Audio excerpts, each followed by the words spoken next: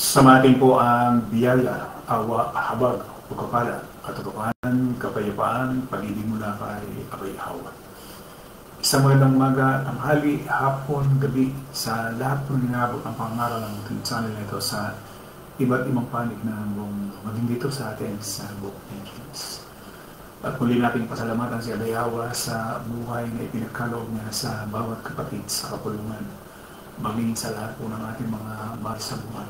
Maraming salamat, Abay Hawa. Ngayon po ay July 17, 2025 at nanakapong alas 4:23 ng hapon dito sa atin sa buong Pilipinas. Magandang hapon po sa lahat po ng ating mga non-viewers. Magandang hapon, Luzon, Visayas at Mindanao. Magandang hapon po sa lahat po ng ating mga kapatiran sa iba't ibang panig ng buong mundo. Magandang hapon sa lahat ng nagbukas ng kanilang mga cellphone, sa kanilang mga tahanan upang kayo po ay mapanood ng pakinggan. Dito po sa ating ginagawang pangaral, araw-araw, Lunes hanggang Sabado, alas 4:30 ng hapon. Dito po sa Facebook Live. Muli sa mabiyayang pakikinig po sa bawat isa at loobin may Abay Hawa na magbukas siya ng pangunawa sa lahat po na makakarinig, makakapanood. Upang ipalambing ang kalooban niya sa bawat isa. Ating upaksa sa akong punto, kaunting kalaman sa kasulatan. Tayo po ay nasa ika-4 na bahagi na ng ating pagtalakay doon sa ating paksa sa Santiago 1:22. Mamuhay kayo ayon sa salita ng Diyos. Kung ito'y pinapakinggan lamang ninyo, ngunit hindi sinasagawa, dinadaya ninyo ang inyong sarili. So, dapat po ay ang banggit dyan, mamuhay kayo ayon sa salita ng Diyos. Hindi doon sa ating sariling kagustuhan, kundi ayon sa kanyang kalooban. No? Magandang hapon, Brad Emiliano Umali, Juliet Umali, Sister Jean L. Juarez, Sister Loren Paulan Fernandez, Sister Ging Makar, Lolita Porsiga, Shirley Bandoho Ambrera, Melchor Pasis, Brad Jesse Juarez, Fernando Pronevo Abiliara, Brad Carlo Roll,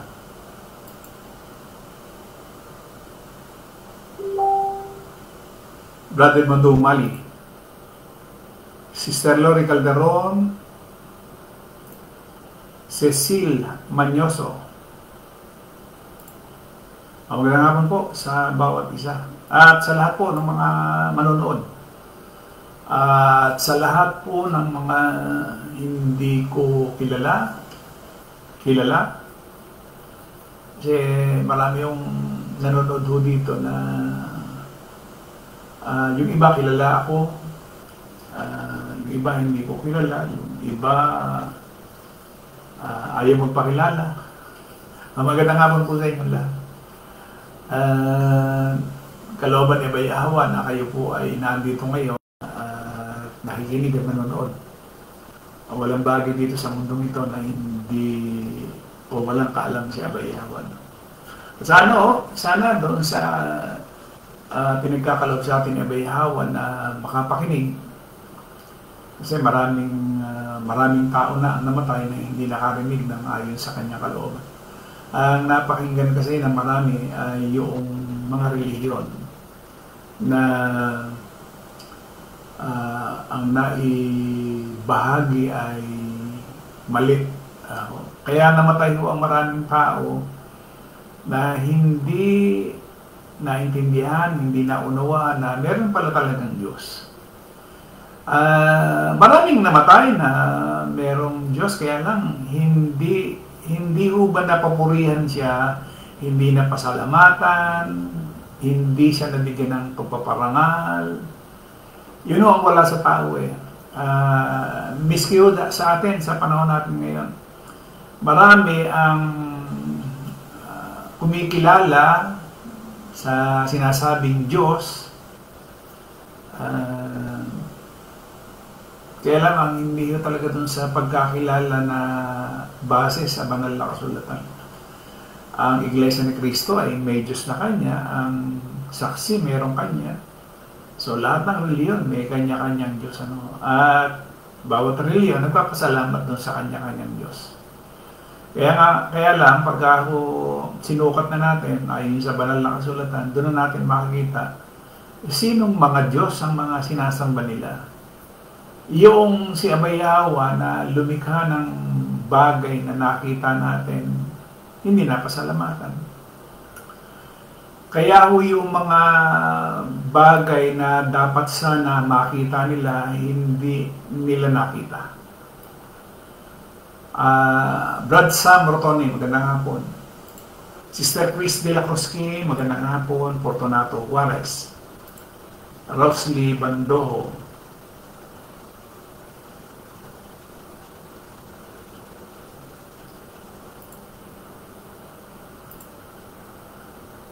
Sister Shirley Reverisa, magandang hapon.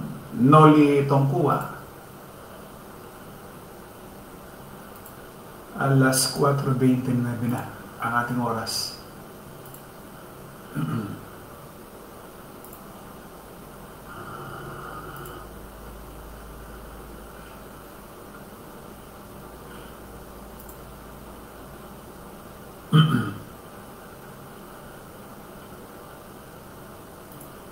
Hindi na nakita.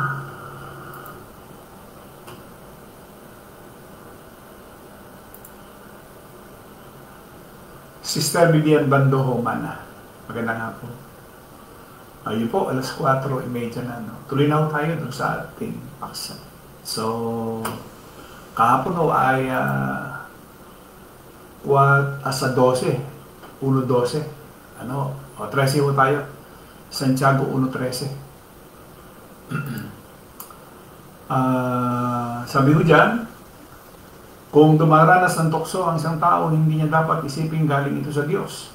Dahil hindi maaaring matukso ang Diyos sa kasamaan at hindi rin nanunukso siya kahit kanino. Ayan. Ano ba pagkakaiba ng pagtukso at saka pagsubok? Yung tukso kasi galing doon sa ating salaman.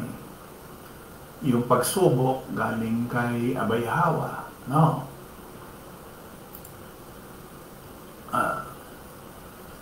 So, gumamit si James dito ng diatribe na kung saan ang isang haka-haka na kalaban ay nagpapakita ng salungat na opinion. Sa ganitong paraan, magagawa niya na sabihin ang posibleng pagtutol ng mga nagbabasa at agad itong pabubulaanan. Halimbawa, yung sinabi niya sa Santiago 2:3, at binibigyang pansin ninyo ang nakasuot ng matingkad na damit. At sasabihin ninyo, maupo ka rito sa isang mabuting dako, at sasabihin mo sa lupa, tumayo ka ron, umupo ka sa tabi ng aking tungtungan.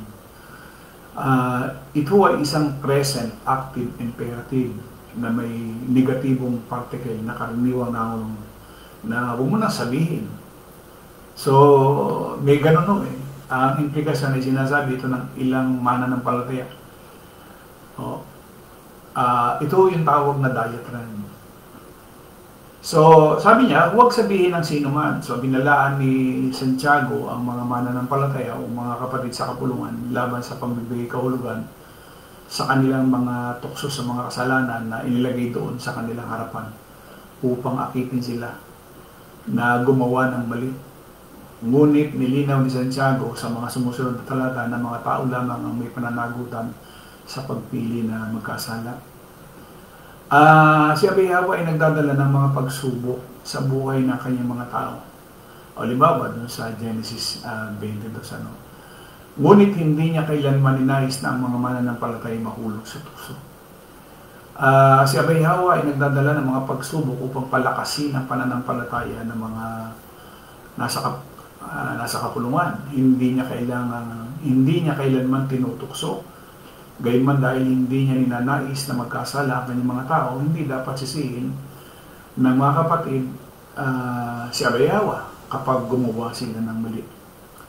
Hindi maaring tuksohin si Abay Yahweh dahil siya ay ganap, banal, walang anumang bagay sa kanyang kalikasan na bukas sa kasamaan.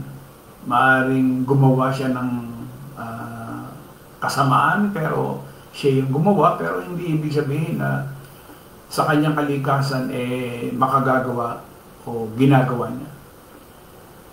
At noong siya makitulad sa tao ay nakita naman natin yung pagtuksong ginawa ng laman, at siya ay inihalimbawa para sa atin, para sa ating mga mananampalataya.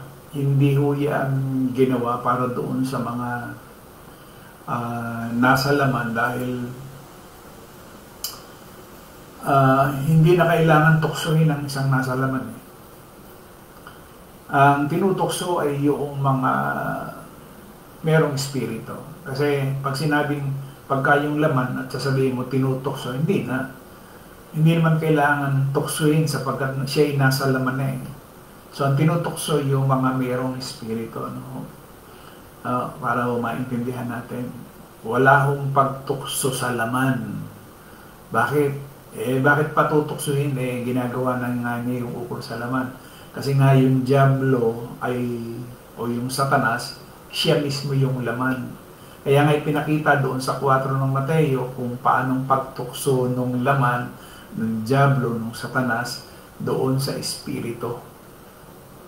Sana napansin ho ng marami yan. Pero sabi ko nga, hindi naman talaga mapapansin ng maraming tao yan dahil kalimitan nga ho ay nasa laman. No?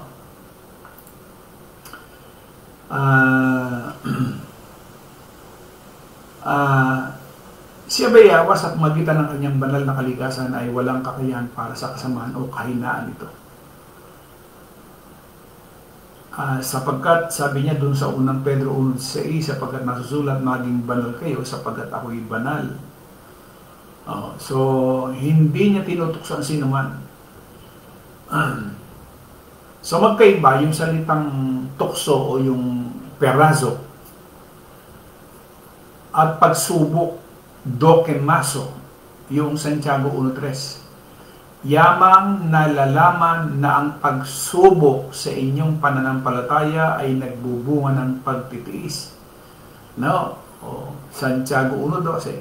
Mapalad ang taong nagtsatsaga sa ilalim ng pagsubok. Sapagkat sa sandaling siya ay sinang-ayunan, nagtatanggap siya ng putong ng buhay na ipinangako ng Panginoon sa mga umiibig sa Kanya. Tatandaan natin, dalawa ko kasi yung salitang pagsubok . Noong una, iniisip ko nga lang, tanging ang sinusubok lamang yung mga banal. No?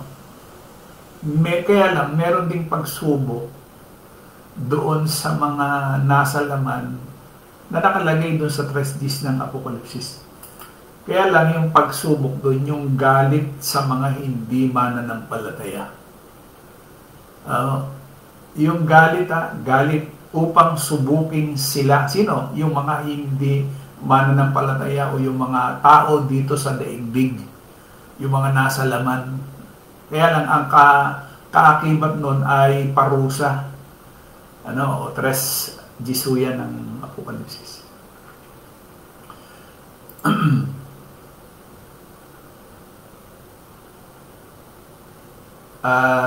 Sabi ho dito, layunin ng Diyos na mangyari ang mga pagsubok at ang mga ito'y pinaintulutan niya mangyari. So, yung tukso, yan ay gawain ng laman.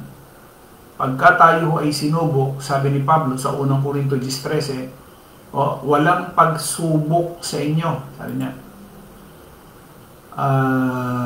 Walang pagsubok na dumarating sa inyo na hindi naranasan ng ibang tao. Ngunit maasahan ninyo ang pangako ng Diyos na hindi niya tayo pababayaang subukin ng higit pa sa ating makakaya. Kaya kung dumaranas kayo ng pagsubok, gagawa siya ng paraan para mapagtagumpayan ninyo ito. Ganyan o kabuti si Abayawa. Now, kung mayroong pagsubok na dumating, siya rin yung gagawa. Kasi, kaya ho ang tao ay, yung tao ng Diyos ay sinusubukan para palakasin Sumusubok siya para palakasin yung kanyang mga banal, no?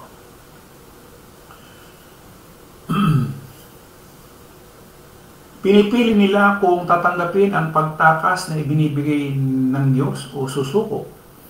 O, katulad ng paraan na ito, pinatigas ng Diyos ang puso ni Paraon. Alam niyo itong nakalulungkot sa lahat eh. Ito ang pinaka nakalulungkot na pinaka-kakilakilabot na mangyayari. Alin ho yun? Yun nung patigasin ang puso ni Abayawan tao. Katulad ng paraan na pinatigas ng Diyos ang puso ni Paraon, 9:12 na Exodo. Ngunit pinatigas ng Panginoon ang puso ni Paraon, hindi niya dininig sila gaya ng sinasalita ng Panginoon kay Moises.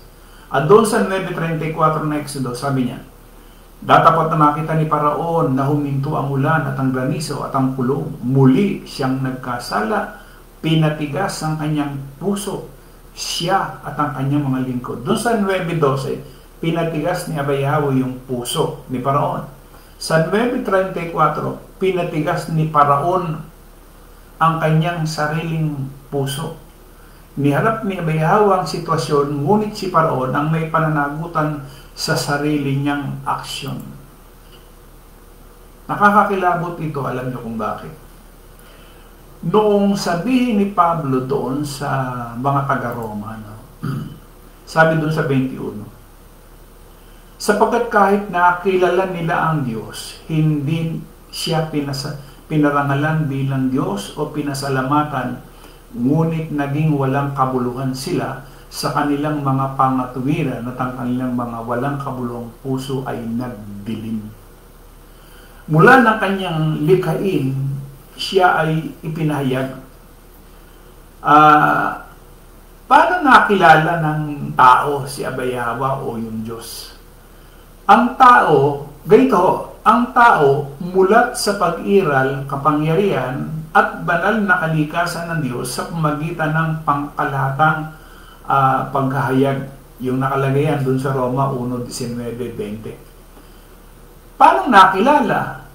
Hindi sa diwa ng pagpapahayag ng banal na kasulatan, ngunit ang pagkakilala sa Kanya bilang Kanyang nilikha ay nagkahayag sa Kanya. Kanyang kapangyarihan at pagbibigay ng ikabubuhay ng sangkatauhan. Hindi nila siya niluwalhati. Isinantabi nila ang banal na paghahayag. Ano ba ang pangunahing layunin ng tao?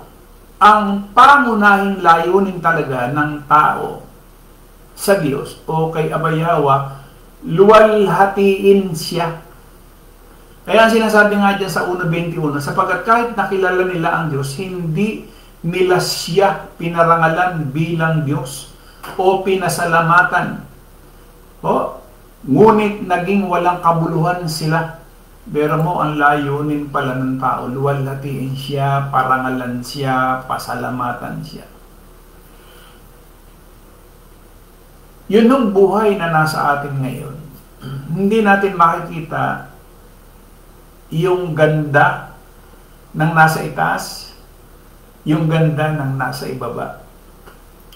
Yung dagat, yung mga nakatira dyan, lupa, yung mga puno, magagandang bundok, magagandang sapa. Hindi mo natin makikita yan kung wala yung buhay. No? Kung wala yung ibinigay ni Abayawa sa tao. Pero ang tanong, pinasalamatan ba ng tao si Abayawa? Naparangalan ba? Nabigyan ba ng kalwalhatian? Ano ba ang binabalik ng tao kay Abayawa? Kaya nga, kanina yung sinasabi ko, maraming tao ang namatay na hindi nakilala. Hindi nga nila pinagpasalamatan man lang. Hindi ba? Baka umamya, ganun din ang mangyari sa atin. Hindi ba? na alam natin meron Diyos. Pero nilwalhati ba natin? Pinarangalan ba natin siya? Ha? Di ba? So, ang pangunahing layunin ng tao, luwalhatiin, Leviticus 13, na magkakisinabi ni Moises kay Aaron, ito ang sinalita ng Panginoon na sinasabi, sa pamagitan ng mga lumalapit sa akin ay ituturing akong banal, at sa harap ng buong bayan ay pararangalan ako, kaya si Aaron ay tumayo. Naintindihan ba ng maraming tao yun? Na yung Diyos, si Abay Yahweh, ay banal, na dapat luwalhatiin, parangalan. Alam nyo, baliwala. Binaliwala ng tao yun.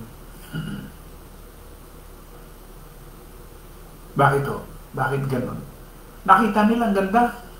Ang ganda ng itaas. Yung mga ulap na nasa itaas. O? Ang ganda ng ng mga tanawin dito sa buong mundo nito. Sa ibang bansa. Ang gaganda, no? Pero naparangalan ba siya? Nasunod ba siya? Hindi. Yun ang nakakalungkot. Nakakalungkot na nangyari.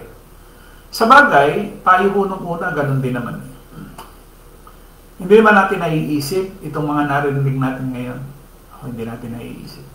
Ngayon na lang. Kasi wala rin naman tayong espiritu ng mga panahon na katulad nila ngayon. Lahatin na natin ang reliyon. Hindi ba? Hindi siya naparangalan. Hindi siya nilwalhati. Ano sabi niya? Unang Korinto 10:31, kaya nga kung kayo kumakain o uminom o ano man ang inyong ginagawa, gawin ninyo ang lahat ng mga bagay sa ikalulwalhati ng Diyos. Yung bang ginagawa natin, ikinalulwalhati o ikalulwalhati ni Abay Yahweh, lahat ba ng ginagawa natin? Baka umami, nakikipag-away tayo, nakikipag-alitan, nakikipagmurahan, ikalulwalhati ba ni Abay Yahweh? Ninanakawan natin yung kapatid, ikalulwalhati ba yun? Kasi nakita lang nila yung pag-inom at pagkain. Sabi niya, kaya kung kayo kumakain o uminom o anuman, meron pang kasunod Kaya nga kung kayo ay kumakain o umiinom o anuman ang inyong ginagawa, gawin ninyo ang lahat ng mga bagay sa ikalulwalhati ng Diyos. Yung pakikipig, nalulwalhati ba si Abay Yahweh? Yung pagsamba sa Diyos-Diyosan, nalulwalhati ba siya? Yung pagnanakaw, nalulwalhati ba siya? Yung kasakiman, nalulwalhati ba siya? Yung pag-iimbot, nalulwalhati ba siya? Hindi. Yung ikalulwalhati niya. Diba? Yung ikalulwalhati. Kasi, hindi ko man may isa-isa yung mga bagay na ipinakikita niya. Ano ba ang pwede nating ibalik sa Kanya? Hindi man tayo makapagbalik nung wala kasi tayong kakayanang ibalik sa Kanya Siguro sa kaunti lang, kapiranggot. Ano ba ang pwede? Di ba? O maalala mo lang ang Diyos pagka nasa puntong gipit ka or malapit ka ng mamatay, nagkasakit ng maluba, yun na. Di ba? Tapos pagka nasa kahirapan ka, pagsubok, hindi mo naman kilala si Abay Yahweh. Di ba? So ang daming hindi ginawa ang tao. Kaya hindi naranasan ng maraming tao na napakarami palang ibinibigay si Abay Yahweh sa atin. Tinamin niyo yung sinasabi niya. Maraming tinatamasa ang tao pero hindi niya pinagpahalagan. Hindi nga niya pinasalamatan Maraming tao ang tumanggi, silang kilalanin na ang bawat mabuting bagay na kanilang tinatamasa ay nagmula kay Abay Hawa. 5:45 ng Mateo. Upang mapatunayan ninyo na kayo ay mga anak ng inyong Ama na nasa langit, sapagkat pinasisikat niya ang kanyang araw sa masasama at sa mabubuti, at nagpapaulan sa mga matuwid at sa mga hindi matuwid. Diba? O Gawa 14:15 hanggang 17. At sinasabi, mga lalaki, bakit niyo ginagawa ang mga bagay nito? Kami rin ay mga tao na katulad ninyo na ipinangangaral sa inyo ang Ebanghelyo, upang tumalikod mula sa mga walang kabuluhang bagay na ito tungo sa isang buhay na Diyos.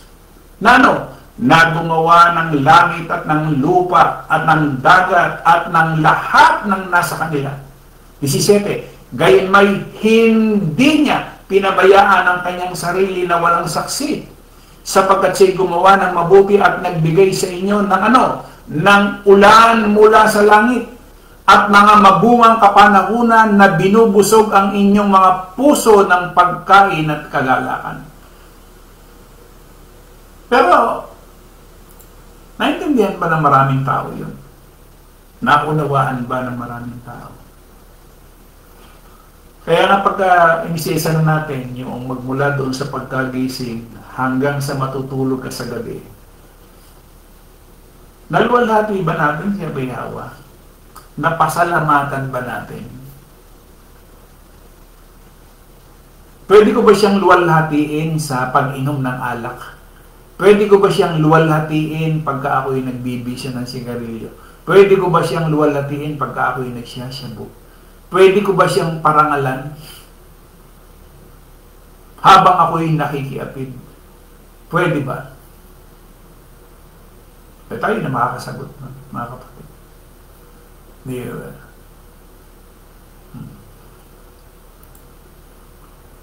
Unang Timoteo 6:17. Turuan mo nga mayaman sa kasalukuyan sa limutan ito na huwag maging mapagmataas o umasa sa walang katiyakan ng kayamanan, kundi sa Diyos na saganang nagbibigay sa atin ng lahat ng bagay upang ikalugod. Hindi naunawaan, hindi naiintindihan ng tao. Akala, pagtulog niya, akala niya bukas gising pa siya, akala niya magigising pa rin siya. Wala siyang iniisip na meron palang isang Diyos na makapangyarihan na dapat sundin, luwalhatiin, parangalan, kasi yun yung tuntunin dapat eh. Yung pangunahing layunin ng tao, luwalhatiin siya. Pero hindi nga naisip. Kaya nga di ba sinasabi niya, pagka inibig mo siya ng buong puso, ng buong lakas, ng buong pag-iisip, di ba? Una siya eh. So maraming tao hindi nakapagpasalamat pagluwalhati. Hihingi. Manalangin. Diyos ko, bigyan mo naman ako ng ganito, bigyan mo naman ako ng ganire. Pero yung pasalamatan siya, di ba? Doon po naman sa mga meron ng banal na espiritu, alam na rin naman ng mga kapatid yun. Na gano'n lang pala. Nasabihin nga, gano'n lang pala kasimple yung sinasabing pagsunod, pagluwalhati, pagpapasalamat. Kasi nagiging instrumento ka eh. Meron kang ginagawa na ikalulugod ni Abay Hawa. Kasi kung wala kang gagawin na para kalugdan niya, itsura ka rin ng nasa mga reliyon. Kasi yung mga nasa reliyon, wala namang ginagawa yan para kalugdan siya. Ano ba ang ginagawa ng marami? Yung nangyayari yung bang halimbawa, yung nakikibahagi ka doon sa mga masasamang gawain, partaker ka ho nun. 2 John 1:11, ano sabi yan? Sapagkat ang tumanggap sa taong ito ay nakikibahagi sa kanyang masasamang gawa, bawal pala ni Abay Hawa. Yung katulad ng halimbawa, nagbibigay ka, yung ibinigay mo, kinakalat pala ng kasinungalingan, nagkakalat ng laban sa aral ni Abay Hawa, nagkakalat ng mga maling aral, pero ikaw, iniisip mo doon sa ginagawa mo, dahil nagbigay ka doon sa pastor, doon sa ministro, akala mo, nalwalhati na pasalamatan mo si Abay Hawa. Hindi pala. Partaker ka. Ha? Kaysa kanya. Kung ano yung ginagawa niyang kasamaan, kaysa kanya doon sa paggawa ng kasamaan. Kung yan ay nangangaral ng mali, yung inabuloy mo, yung ibinigay mo, naging instrumento para yan makapangaral ng kamalian. Para makapagkalat siya ng kasinungalingan. O di partaker ka. Di ba? Ano ba yung partaker definition? Someone who has or gives or receives a part of a share. Oh. A person who joins in an activity or action. Yun ang ibig sabihin ng salitang partaker. Nakikiisa ka, nakikisama ka. Di ba? So yan mga kapatid. Oh. Kaya yan nakakakilabot. Nakakakilabot na yung puso ay patigasin ni Abay Hawa.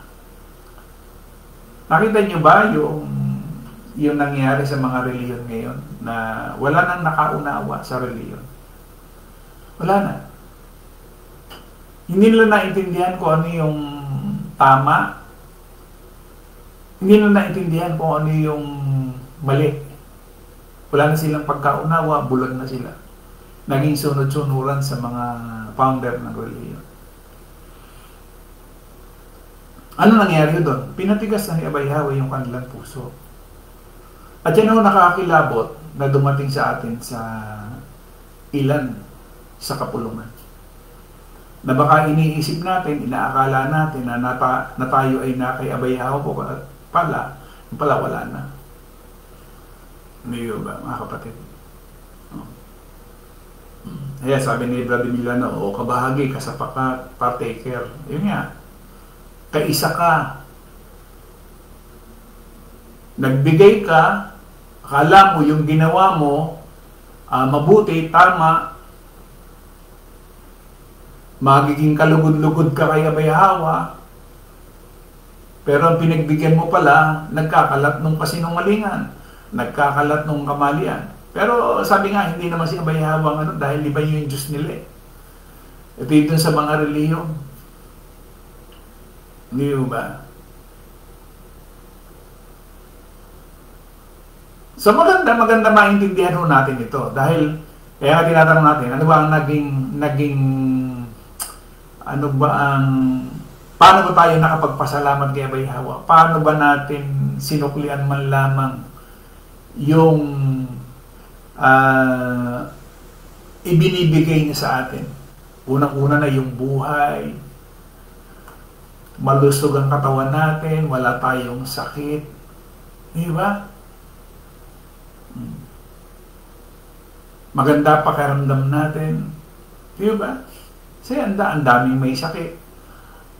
Hindi tayo nakabilang. Ang daming namatay, hindi tayo nakabilang. Ano ba ang pwede? Na ibalik naman natin kay Abay Hawa? Di ba? Sa pamamagitan man lang ng ganitong pangaral, baka pagbahagi tayo, tulong tayo. Di ba? So, nakita ko na ho yung aking So, yun daw kanilang pag-iisip, naging walang saysay. Ang paghahanap ng tao para sa kahulugan at layunin ay magbubunga lamang na walang kabuluhang gawain. Yung kanilang puso naging pulis, mangmang, kaya sabi nga niya noong siya kulang pa ba kayo ng pangunawa kisi-kisi sa isang matay?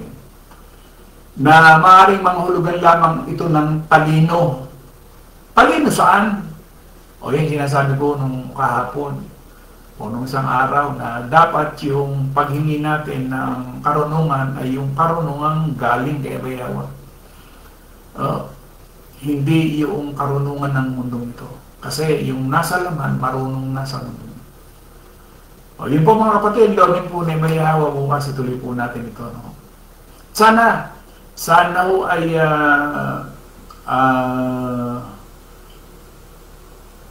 makita natin.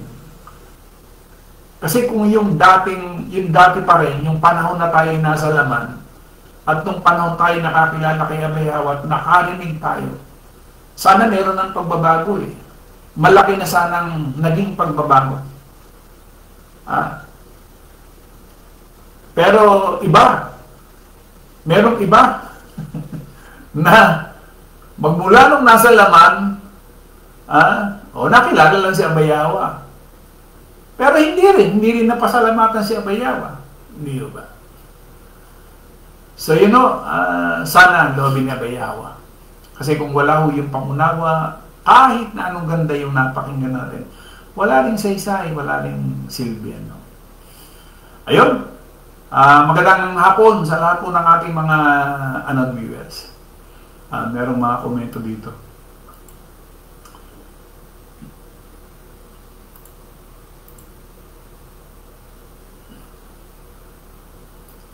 Tingnan ko lang mo yung mga hindi ko na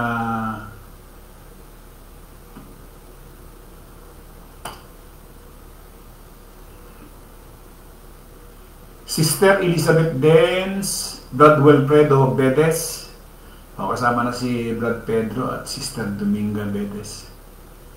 Sister Chris Grisola, magandang hapon. Joel Suela, Janmer Corsiga, Sister Maria Victoria Morales, Brad Rodelio Nava, Lori Calderon, Brad Melumali, Sister Cristina Juarez, Sebastian Juarez, Leonardo Corsiga, Maria Victoria, tama po bro, may Diyos naman sila, hindi lang si Abayawa, kasi hindi pa nila nakilala ang tunay na Diyos, walang iba si Abayawa. O lahat ng reliyon, may kanya-kanyang Diyos yan. Yun nga lang, yung Diyos ng mga reliyon, hindi Diyos natin. Magkaiba ho sila. Kasi wala ho tayong ginagawa na katulad ng ginagawa nila. Rose Libando, umaasa kasi sila, Brad, na darating pa ang Panginoon, kaya saka lang sila magpapakabuti. Hindi na mangyayari yun eh. Yung sasabihin nila na saka na lang, hindi na mangyayari yun. Yung katuwiran na saka na lang, na yun eh, pinatigas na yung puso nun eh. Para magsalita ka ng saka na lang, pinatigas na yung puso mo nun. Kasi yung pagkakataon kasi hindi natin, yung buhay natin kasi hindi natin hawak. Hindi natin hawak yung buhay natin. Kung sasabihin mong saka na lang, ibig sabihin, nilalagay mo yung sarili na mo, may kapangyarihan ka dun sa buhay mo. Samantala nga sinasabi ng kasulatan, huwag mong ipagambog yung araw ng bukas kasi hindi mo nga hawak.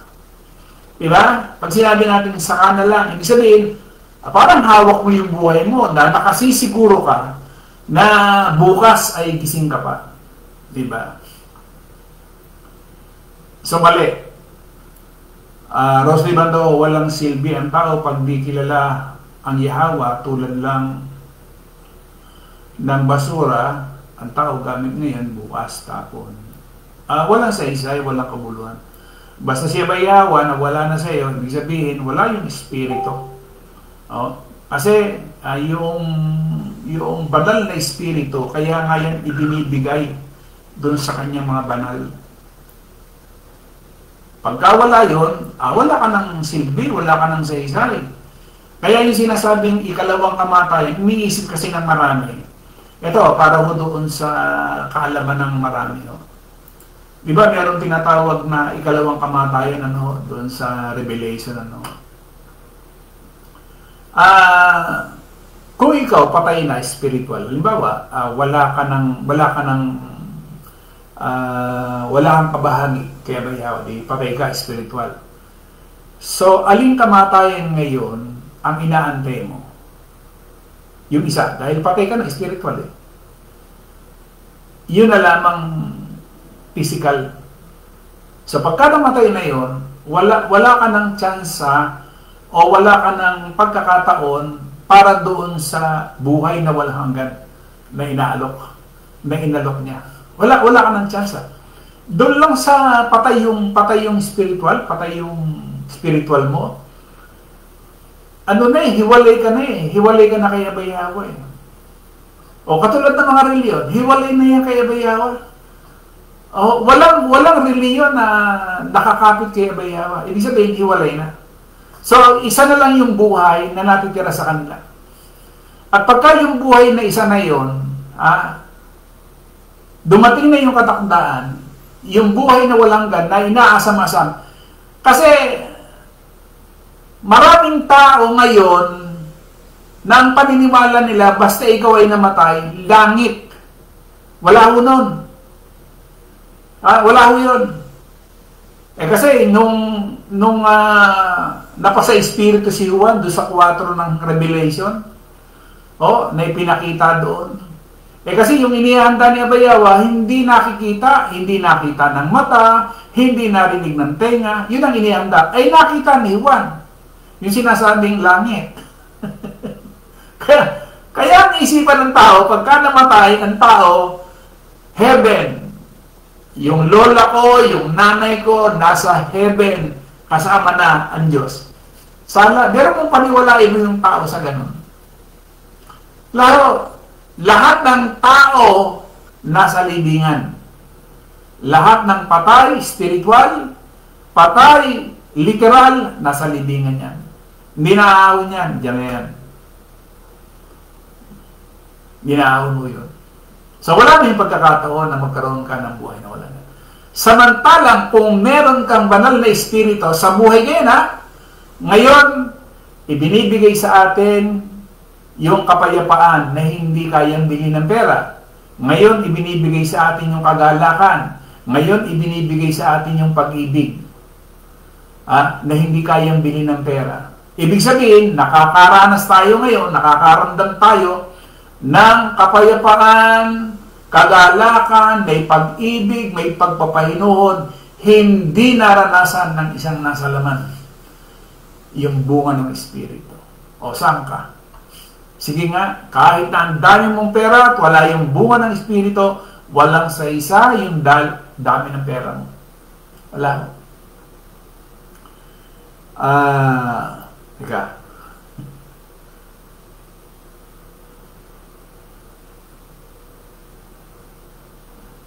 Bilan umali, kabahagi, kasapakat, partaker.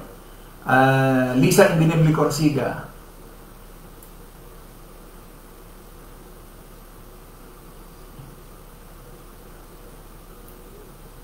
Rosalie Bandaho, oo nga, Brad? Nakikiisa ka rin pala sa kanila. Ngayon ko alam yan. Alam ko kasi nagbibigay lang ako. Tama, di ba? Nagbibigay ka, pero yung ibinigay mo, ginamit sa kasinungalingan, kamalian, o naging kasapakat ka, kaisa ka. Kung sa atin, kamang gagawa. Ang tawag ko kasi sa atin, doon sa may mga espiritu is kamang gagawa ni Abay-Yawa, katulong, kasama, kabalikat. Yun. Kasama ka sa pagpapahayag ng mabuting balita. Hindi ka man naging ikaw yung nangangaral, pero naging kabahagi ka sa pagtulong, kasama ka sa pangangaral. Yun yung partaker, kung tawagin ho. Yung kabila, partaker sa kasamaan naman. May ano si Juan dyan. Ano sabi niya? Sapagkat ang bumabati sa kanya'y magiging o nagiging kaisa niya, saan? Sa masamang gawain. Akala mo, nagbigay ka, nagdulot ka, nakasunod ka, yung pala kasama ka dun sa masamang gawain nila. Ang sama, sa bagay, kung ngayon lang natin nakita yan, o nakinig, Sister Lori Calderon, salamat po, Abay Hawa, at ganoon din sa iyo, bro. Salamat po, salamat. Muli, salamat po doon sa lahat po ng ating mga nakasama ngayon, live dito po sa Facebook, At lawin po ni Abay Hawa, bukas ituloy po natin yung ating kalimumbagi. Sa isang Diyos na ating tagapagligtas, sa pangalan ni Abay Hawa, sumakanya nawa ang kalwalatian, ang karangalan, ang paghahari, at ang kapangyarihan sa kauna ng panahon at ngayon magpakailanman siya nawa. Patuloy po tayo ingatan, gabayan, pagpalain. Higit sa lahat sa bagay na pang-spiritual. Yan o yung tumatagal, mga kapatid. Yung material, sandali lang yan. Nauubos yan, nawawala yan. Isang kisap mata, hindi mo na makikita yan. Hindi katulad doon sa mga bagay na pang-spiritual. Muli, maraming salamat at isang magandang hapon po sa ating lahat. Patuloy na paggabay ni Abay Hawa ang siyang sumaatid.